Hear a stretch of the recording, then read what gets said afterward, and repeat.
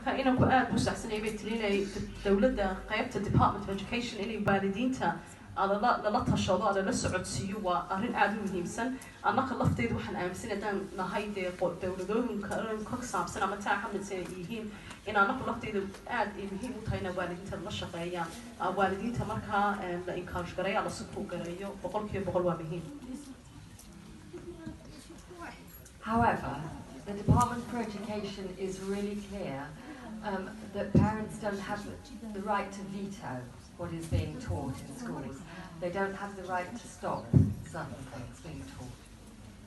marka waxay tiri laakiin anoo taan ugu yiraahdo laakiin waxaan ku darayaa inay dawladdu si gaar ah u tiri inaana waalidiintu ana ka saari karin ama ka joojin karin caruurtooda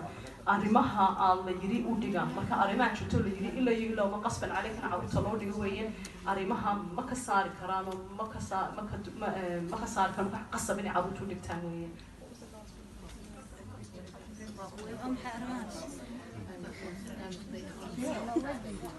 waxaan dhigaya marka ma joojin karaan marka la eego.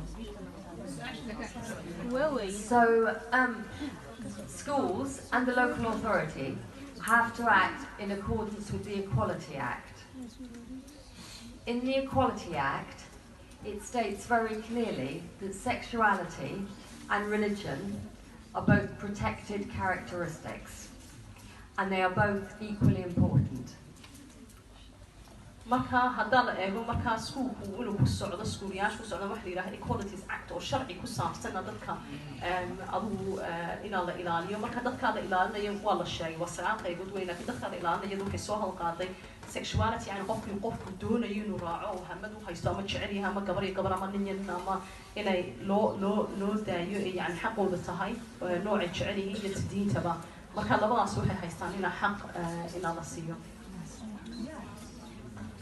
And so that is why I talk so much about equality and respect. It's our legal duty as a local authority and schools to teach equality and respect to our children so that they grow up in such a way. And just as I've said before, that we can't tolerate racism in our schools in the same way we can't tolerate homophobia. marka waxay tiri annako taa marka waxa fahamsadaan markii nahay local authority aan nahay duty of care asabay nagu tahay inaan marka aan ilaalino qofka yani qowmiyadka la cunsurina dhibaato loo la gaarsiinin oo kelmadda equality xaq inuu haysto iyo value inuu qofka respect la siiyo inay labada arrimood aad ugu dadaalo sidaan u ogolaan lahayn qofka racist lagu sameyn lahaa ama cunsurnimo lagu sameyn lahaa. But I want to work with parents as much as I possibly can, and I really want to know your concerns because it's so important that we find a way through this together and we work together. marka waxay tiri oo waxaan marka anigu doonayna waalidiinta aad ula shaqeeyo aan isla hadalno aan parents aan is support garano waa arrin culus aan isla shaqeeyno inaan helno hab ama farsamo lagu habboon aan ku dhameeyo.